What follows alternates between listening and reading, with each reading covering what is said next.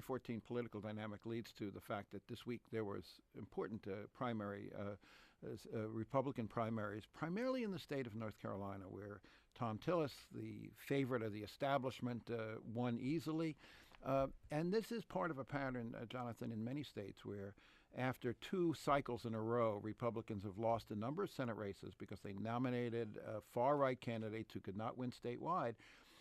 The results in North Carolina show that the party establishment is fighting back. Yes. In fact, Tom Tillis, the Speaker of the North Carolina House, won easily. He got the 40% he needed to avoid a runoff. He was running against, in Doug Brannon, he was running against an obstetrician that had the backing of Rand Paul. He was running against a Baptist minister who had the backing of the religious right.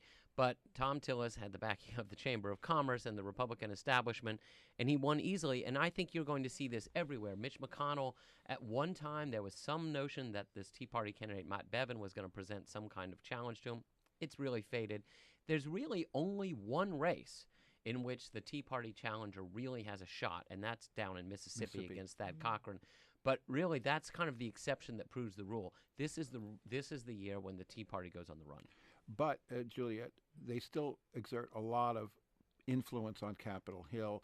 Single best example, perhaps, is that immigration reform remains stalled in the House of Representatives, even though a bipartisan bill passed the Senate fairly easily. So talk about the Tea Party's demise, in some sense premature. They still have a lot of power. Absolutely. They have a huge amount of power. They have, power in both chambers, although in the House, it's a lot easier for some of these conservative candidates to win. And so what you're seeing is John Boehner, who really does want to get immigration reform passed before the end of this Congress, is in a pickle, and it'll be tough for him to do it.